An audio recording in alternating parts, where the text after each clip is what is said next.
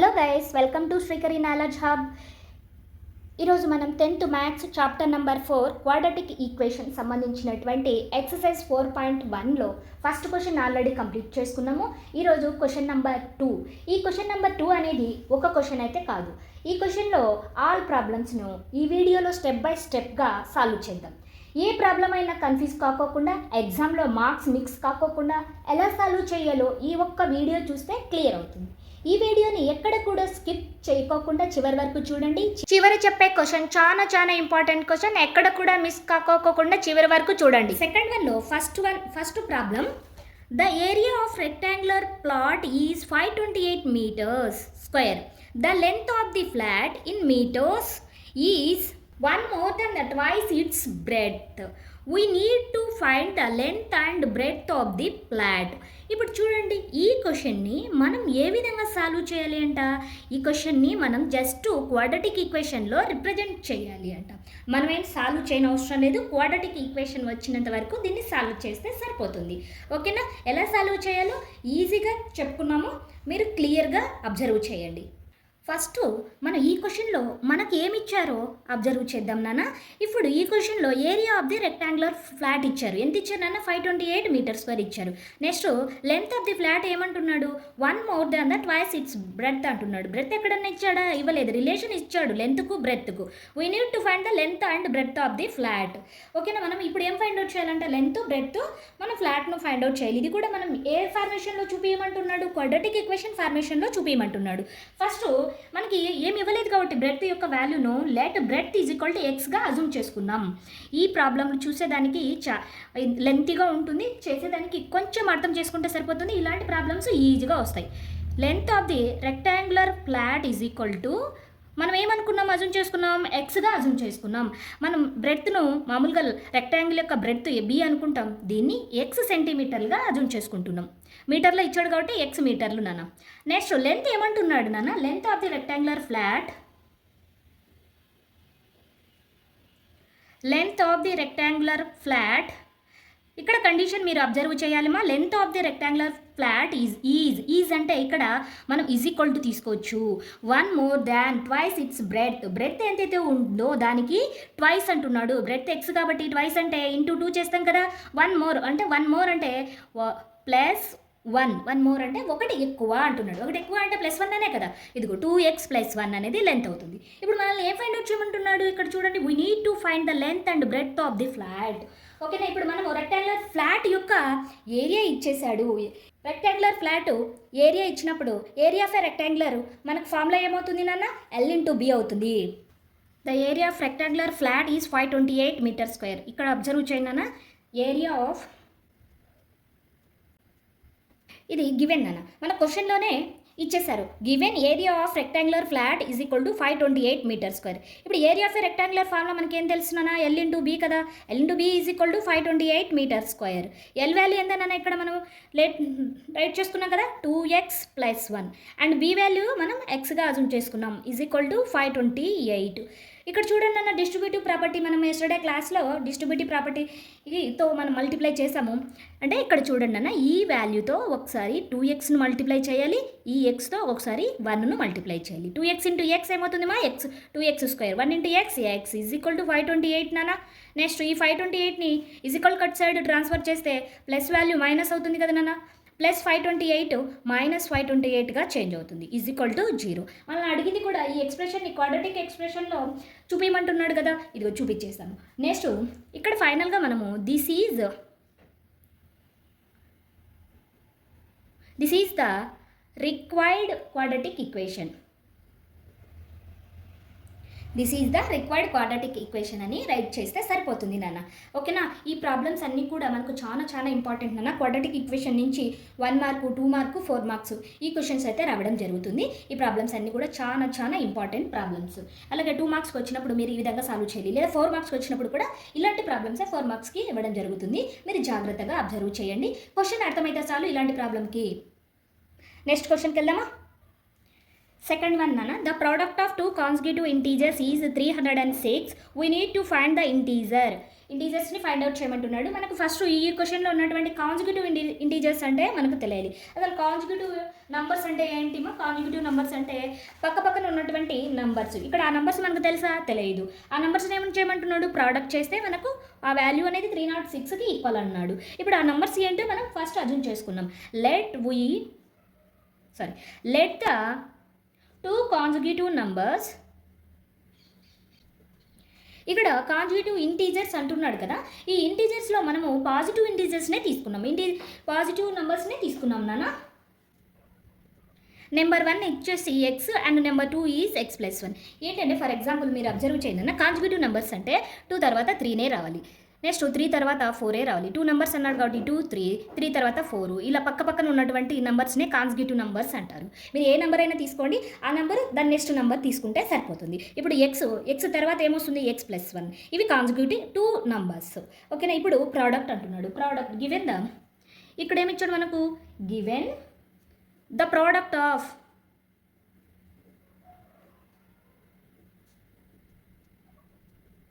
ఇది ఆల్రెడీ క్వశ్చన్లోనే ఇచ్చేసానన్న. Given the product of 2 consecutive positive integers is equal to 306. ఇప్పుడు చూడన్న, ప్రోడక్ట్ ఆఫ్ 2 కాన్సిక్యూటివ్ ఇంటీజర్స్ అన్నాడు. మనం ఏం అజ్యూమ్ చేసుకున్నాం? ఒక వాల్యూని ఎక్స్ అనుకున్నాం, ఇంకొక వాల్యూని ఎక్స్ ప్లస్ 1 అనుకున్నాం. ఈ 2 వాల్యూస్ను మల్టిప్లై చేస్తే 306కి ఈక్వల్ అవుతుంది. ఇప్పుడు ఈ 2 వాల్యూస్ను మల్టిప్లై చేద్దాం. ఎక్స్ ఇంటూ ఎక్స్ స్క్వేర్ అవుతుంది, ప్లస్ ఎక్స్ ఇంటూ 1 ఎక్స్ అవుతుంది, ఈజ్ ఈక్వల్ టు 306 అవుతుంది. నెక్స్ట్ ఇక్కడ చూడన్న, మనకు ఈ plus 306 value is equal cut side transfer చేయండి అన్న, ఏమవుతుంది మా? X square plus x minus 306 is equal to 0 అవుతుందన్న. This is the required quadratic equation అని ఫైనల్గా రైట్ చేస్తే సరిపోతుంది. ఇలా ఈ ప్రాబ్లం ఇంత ఈజీగా ఉంటాయి. జస్ట్ క్వశ్చన్ అర్థమైతే చాలన్న ఈ ప్రాబ్లమ్స్ అన్నీ కూడా సాల్వ్ చేయొచ్చు. QE అంటే క్వాడ్రాటిక్ ఈక్వేషన్ అని. ఓకేనమ్మా, క్లియరా? సెకండ్ ప్రాబ్లం క్లియర్ అమ్మా? ఓకేనమ్మా.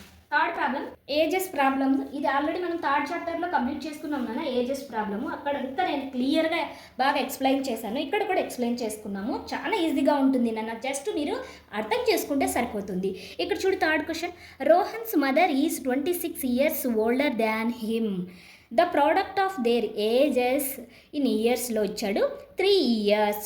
From now will be 360. We would like to find the Rohan's present age.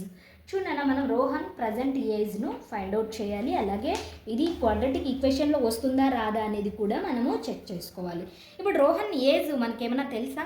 తెలియదు కాబట్టి మనం అజ్యూమ్ చేసుకున్నాం. అజ్యూమ్ దాన్ని let Rohan present age, Rohan's present age is equal to X years అనుకున్నాం. ఇప్పుడు వాళ్ళ మదర్ అంటున్నాడు నన్ను, Rohan's mother is 26 years older than him అంటున్నాడు. అతనికంటే వాళ్ళ మదరు 26 years పెద్ద అన్నాడు. రోహన్స్ మదర్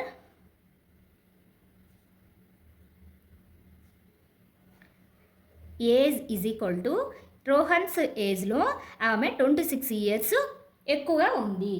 ఓకేనా, ఎక్స్ ప్లస్ 26 years. ఓకే, ఇప్పుడు రోహన్ ఏజ్ ఎక్స్ వచ్చేసింది, వాళ్ళ మదర్ ఏజ్ ఎక్స్ ప్లస్ 26 వచ్చింది. నెక్స్ట్ ఇక్కడ ఏమంటున్నాడు? The product of their ages 3 years from now. చూడండి, 3 years from now will be 360 అంటున్నాడు. ఇక్కడ ఏమంటున్నాడు? Product of their ages 3 years from now. ఇప్పటి నుంచి 3 years తర్వాత వాళ్ళ ఏజ్ చూడనా, ఆఫ్టర్ 3 years, ఇప్పటి నుంచి 3 years అంటే ఆఫ్టర్ 3 years అనే కదా నాన్న అర్థము.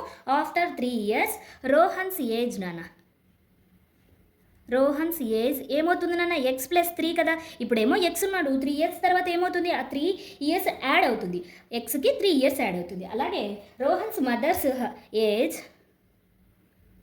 రోహన్స్ మదర్ ఏజ్ అంటే ప్రజెంట్ ఉండే ఏజ్కి 3 years యాడ్ అవుతాయి అంతే. చూడండి, ఎక్స్ ప్లస్ 26 అనేది ప్రజెంట్ ఏజ్, ఆఫ్టర్ 3 years అంటే ప్లస్ 3 అయింది. టోటల్గా ఆమె ఏజ్ ఏమైందన్న? ఎక్స్ ప్లస్ 29 అవుతుంది. క్లియర్ అమ్మా? Rohan's mother age after 3 years X plus 29 years అవుతుంది. ఓకేనమ్మా? ఇప్పుడు మనల్ని ఏమడుగుతున్నాడు నాన్న? ఇక్కడ product of their age after 3 years from now అన్నాడు కదా, దేనికి ఈక్వల్ అన్నాడు? 360కి ఈక్వల్ అన్నాడు. ఇప్పుడు చూడండి అన్న, Rohan's age after 3 years X plus 3 నన్ను ఇక్కడ రైట్ చేస్తాను, మీరు అబ్జర్వ్ చేయండి అన్న. Given that the product of their age after 3 years is equal to, సింపుల్గా ఈజీగా చూడండి అన్న, ఎక్కడ కూడా నేను హార్డ్ వర్డ్స్ కానీ ఎక్కడ కన్ఫ్యూజ్ అయ్యే టర్మ్స్ కూడా కానీ ఎక్కడ యూస్ చేయలేదు. మీరు జాగ్రత్తగా కొంచెం మైండ్ పెట్టి జాగ్రత్తగా అబ్జర్వ్ చేస్తే మీకు అర్థమవుతుంది నాన్న. జస్ట్ చాలా సింపుల్గా అంటే సింపుల్గా నేను ఎక్స్ప్లెయిన్ చేస్తున్నాను. ఇక్కడ ఈ పాయింట్ వచ్చేసి ఆల్రెడీ క్వశ్చన్లో ఇచ్చేసారు నాన్న. ఇది ఇక్కడ product of their age 3 years from now will be 360. Will అంటే ఫ్యూచర్ అనే కదా, ఫ్యూచర్ అంటే 3 years తర్వాత అని. Given that the product of their age after 3 years is equal to 360. ఇప్పుడు ఆఫ్టర్ 3 years వాళ్ళ ఏజ్ ఏంటిదన్న, రోహన్ వచ్చి x+3, మదర్ ఏజ్ వచ్చి x+29. ఈ 2 yearsని ప్రోడక్ట్ చేస్తే దేనికి ఈక్వల్ అంట, 360కి ఈక్వల్ అంట. ఓకేనా. ఇప్పుడు ఇవి మల్టిప్లై చేస్తే మనకు వచ్చేదే క్వాడ్రాటిక్ ఈక్వేషన్ అవుతుంది. ఇప్పుడు చూడండి, ఫస్ట్ ఎక్స్ని తీసుకున్నాను, సెకండ్ బ్రాకెట్ని మల్టిప్లై చేస్తున్నాను. ఇప్పుడు నెక్స్ట్ ఫస్ట్ బ్రాకెట్లో ఉన్నటువంటి సెకండ్ టర్మ్ అంటే 3 ప్లస్ ఉంది కాబట్టి +3 ఇంటూ సెకండ్ బ్రాకెట్ నాన్న ఈజ్ ఈక్వల్ టు 360. ఇప్పుడు నేను డైరెక్ట్ మల్టిప్లై చేస్తాను, అబ్జర్వ్ చేయండి నాన్న. x ఇంటూ x² నాన్న ప్లస్ x ఇంటూ 29 x అవుతుంది నాన్న. 29x plus 3 into x 3x plus 3 into 27 ఏమవుతుంది నాన్న, 87 అవుతుంది నాన్న. సింపుల్గా ఫస్ట్ ఏం చేయాలంటే 3 ఇంటూ 20 చేస్తే 60, 3 into 9 27, 60 plus 27 87 is equal to ఈ 360ని ఇటు సైడ్ మూవ్ చేయండి నాన్న. డైరెక్ట్గా -360 ఈజ్ ఈక్వల్ టు 0 అవుతుంది మా. ఓకేనా. ఫైనల్గా ఇక్కడ అబ్జర్వ్ చేస్తే సేమ్ టర్మ్స్ ఉన్నాయి నాన్న. ఎక్స్ అనేది వేరియబుల్స్, x² ప్లస్ 29 ప్లస్ 3 ఏమవుతుందన్న 32 అవుతుంది. 32x ఈ రెండు సబ్ట్రాక్షన్ చేస్తే ఆన్సర్ ఏమవుతుందన్న -360లో నుంచి 87ని సబ్ట్రాక్ట్ చేస్తే మనకు -273 ఈజ్ ఈక్వల్ టు 0. ఓకేనమ్మా. ఓకేనా. దీంట్లో ఏమైనా డౌట్స్ ఉంటే మీరు కామెంట్లో కామెంట్ చేయండి అన్న. మనం ఎక్స్ప్లెయిన్ చేసుకున్నాము, అలాగే డిస్కస్ చేసుకున్నాము నాన్న ఎలా ఏంటి అనేది. This is the required quadratic equation. ఇక్కడ రైట్ చేస్తున్నాను చూడన్న, కింద ప్లేస్ లేదు. This is the required quadratic equation. ఓకేనా. 4 మార్క్స్ క్వశ్చన్ అన్న, చాలా ఇంపార్టెంట్ క్వశ్చన్, జాగ్రత్తగా అబ్జర్వ్ చేయండి. నెక్స్ట్ మనం చెప్పబోయేది కూడా చాలా ఇంపార్టెంట్ క్వశ్చన్. మీరు జాగ్రత్తగా అబ్జర్వ్ చేస్తేనే అర్థమవుతుంది, లేకపోతే అర్థం కాదు నాన్న. ఓకే. నెక్స్ట్ ఫోర్త్ క్వశ్చన్ నాన్న. సెకండ్ వన్లో fourth question, A train travels a distance of 480 kilometers at a uniform speed. If the speed had been 8 km/h less, then it would have taken 3 hours more to cover the same distance. We need to find the speed of the train. చూడన్నా, ఒకే train ఇచ్చాడు, first speed అంటున్నాడు, distance same అంటున్నాడు. Next distance same, speed అనేది decrease చేశాడు అంటే less చేశాడు 8 kilometers. అంటే ఆ లెస్ చేసేయడం వల్ల ఏమైందంటనన్నా 3 hours టైం అనేది పట్టిందంట. 3 hours ఎక్కువ పట్టింది. ఇప్పుడు find the speed of the train అంటున్నాడు. ఓకేనా. ఇక్కడ మనం ఏం అబ్జర్వ్ చేయాలా, ఇక్కడ డిఫరెన్స్ ఇచ్చాడు, వేటికి డిఫరెన్స్ ఇచ్చాడు, స్పీడ్కి డిఫరెన్స్ ఇచ్చాడు. ఇక్కడ చూడండి, స్పీడ్ ఫస్ట్ వన్లో డిస్టెన్స్ సేమ్, సెకండ్ దానికి distance same. Second one speed మనకు తెలియదు, దాన్ని మనం అజూమ్ చేసుకోవాలి. ఫస్ట్ మనం ఏం అజూమ్ చేసుకున్నాం నాన్న, స్పీడ్ మనకు తెలియదు కాబట్టి స్పీడ్ని మనం ఎక్స్ అనుకున్నాం నాన్న. Let the speed of the time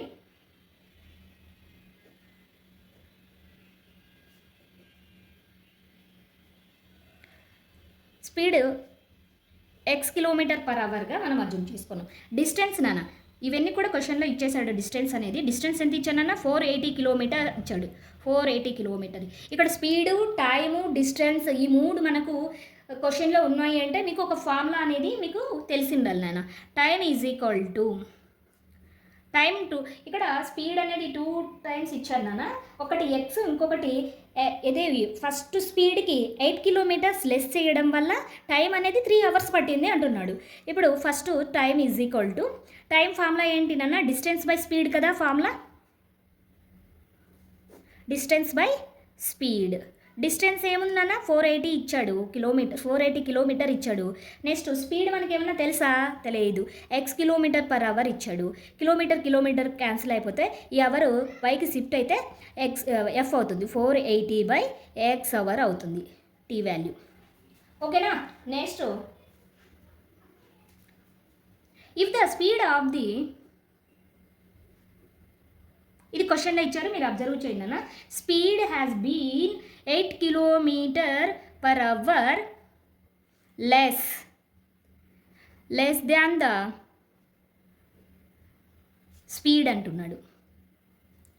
actually ఉండే స్పీడ్కి 8 కిలోమీటర్ పర్ అవర్ స్పీడ్ని మైనస్ అంటే తగ్గిస్తున్నాడు. తగ్గించడం వల్ల ఏమవుతుంది, ఇక్కడ స్పీడ్ అనేది ఏమవుతుంది నాన్న, ఇక్కడ చూడండి ఎక్స్ మైనస్ 8 కిలోమీటర్ అవుతుంది. ఫస్ట్ ఎక్స్ అన్నాడు, ఆ తర్వాత 8 కిలోమీటర్స్ తగ్గిస్తున్నాడు కాబట్టి ఎక్స్ మైనస్ 8 కిలోమీటర్ అవుతుంది. ఓకేనా. నెక్స్ట్ ఇప్పుడు తగ్గించడం వల్ల టైం మనం ఫైండ్ అవుట్ చేయాలి. ఇప్పుడు time is equal to time T2 is equal to distance by speed కదా నాన్న. డిస్టెన్స్ సేమ్ కదా నాన్న, 480 కిలోమీటర్స్. స్పీడ్ అనేది లెస్ అయింది కదా 8 kilometres, x minus 8 kilometre per hour. Kilometre get cancel నాన్న. ఈ అవర్ అనేది పైకి రెసిప్రోకల్ అయితే 480 బై ఎక్స్ మైనస్ 8 అవర్స్ అవుతుంది. ఇది టైం 2. ఇక్కడ మనకు డిఫరెన్స్ ఇచ్చాడు నాన్న, టైం యొక్క డిఫరెన్స్ ఇచ్చాడు నాన్న. ఇక్కడ ఫస్ట్ టైంకి సెకండ్ టైంకి, ఫస్ట్ మూవ్ అయిన దానికి సెకండ్ టైంకి చూడన్నా ఇక్కడ డిఫరెన్స్ ఆఫ్